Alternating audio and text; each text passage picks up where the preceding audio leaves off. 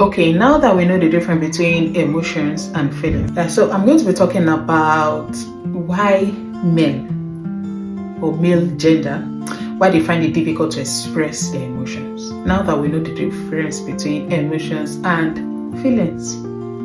Now, I'm going to, we talked about feelings is the expression of those emotions that we have.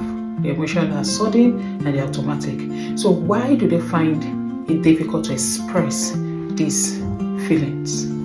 One, I'll be talking about the cultural and social norms. They've been wired, they've been trained to be strong. The culture has placed this on them. The family dynamic has trained them this way, they built them this way.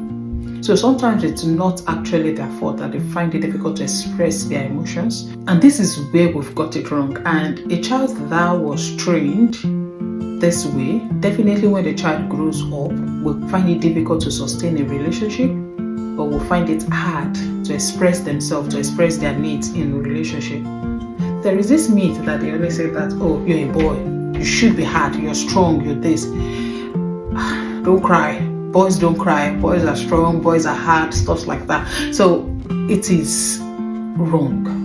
In as much that we are training our children, but we should try as much as possible. We want to give our children the best. We should also try as much as possible to allow them, let these feelings, let the feelings they have, let it find its own expression. Let them be able to express their feeling. Like when they're talking, when they're feeling bad, or when they're sad, when they're whichever feeling they've got, allow them to express it in a safe way. Don't just shut it up. Don't tell them that, oh no, this is how you're supposed to express your feelings, or this is how you're supposed to carry yourself. Yeah, I understand. Like I said, the family dynamic differs. But sometimes we're doing the wrong thing. We think it is the right thing, but it's actually the wrong thing. And that's why studies have even shown that men, they commit suicide more than women. They have a lot of things that they've bottled up that they cannot even express. So what I'm saying is, you should stop this phrase, be a man, be strong, don't cry, don't do this, don't do that. Sometimes you need to allow them to express themselves. You need to let them grow in their own pace, not because of the standard you've already set, not because of the standard your parent has already set for you, that worked for you, and you're trying as much as possible to also build your own children in this certain way. It's actually not a good thing. I know the culture has actually laid the foundation, and everybody was just building on this faulty foundation. But when you're conscious of this, there is a way that you can make amend. There is a way that you can correct this. So I'm not saying that the male child should be crying, or they should be going about crying, shedding tears. But all I'm saying is they should be able to express their feelings. The second one is fear of judgment. Remember, we're still talking about why male gender find it difficult to express their feelings. Fear of judgment. Oh, what will people say about me? I don't want to appear weak. I don't want to feel as if I'm not competent. They don't want people to judge them. They always want to bring up this front that they are fine, that everything is okay. They don't want people to see them as a weakling.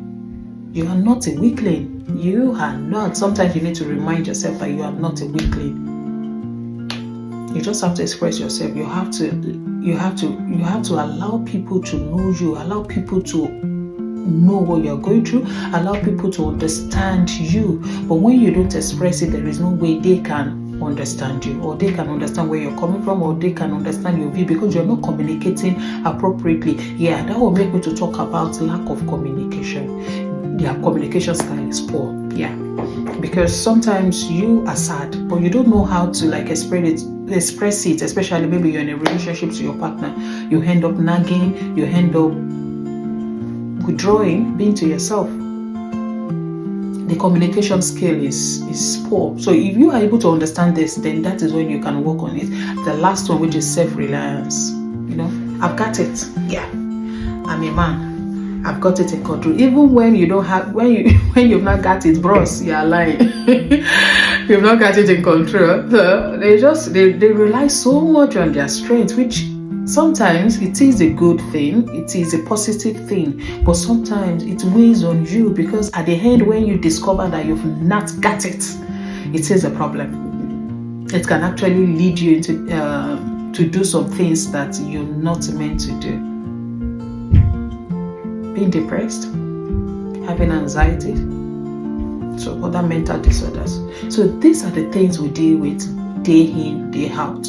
But on your own, if you are able to identify this, you can work on it. It is not a bad thing to express your emotion. It is not a bad thing to be sad. It is not a bad thing to fail. When you fail, you learn. So you are not a failure.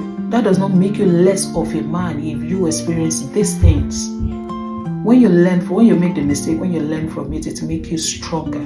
So don't put yourself in that position that you should not fail. Yeah, you are to fail. When you fail, you pick yourself up and you learn from it. So these are the reasons why men can't actually express their emotions properly or the way they meant to. So I will be talking about how they can work on this. If you've been able to identify that, I think in one way or the other, what I'm talking about or what I've been saying resonates with you, or you've noticed that this thing actually makes sense, which it does, and there are some things that you can work on. Number one, you need to recognize that there is a problem. So if anything resonates with you, with everything I've listed, that means there is a problem and there is a need for you to now tackle it, to work on it. So if you've been able to recognize the problem, then you need to work on your communication skill.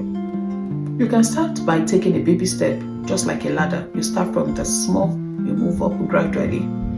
Work on your communication skill. How do you communicate? So you can be deliberate about it. You can set aside time for conversation, especially with your partner, to have a meaningful conversation. Now that you've known, or now that it's clear that you've not been communicating effectively, then you can now take the bold step to be like, I need to work on my communication skill. So you can set aside maybe 30 minutes in a week. It can be once a week to talk about your feelings, express yourself. Okay, this is what I think about this, or this is my view about this, or this situation, this is how I felt.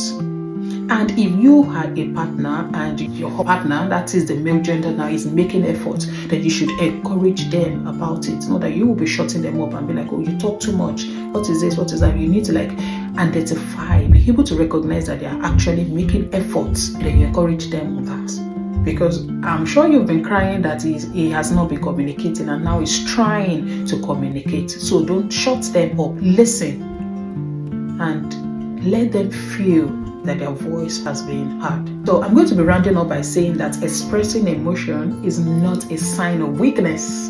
It is not. Failure is not the end of the world. Expressing your emotion is not a sign of weakness. It's you communicating. It's you showing your other partner that I've got emotion. It's you showing your other partner that you're human. Emotions are part of your genetic makeup. They are part of what makes you human. You're not a robot. You've got emotion. That's what makes you human. So, thank you for listening. And it is not about listening. It is all about making effort. It is all about changing. Like I said, change is that constant thing. So, anyone can change. So, thank you for sticking by. See you in the next clip.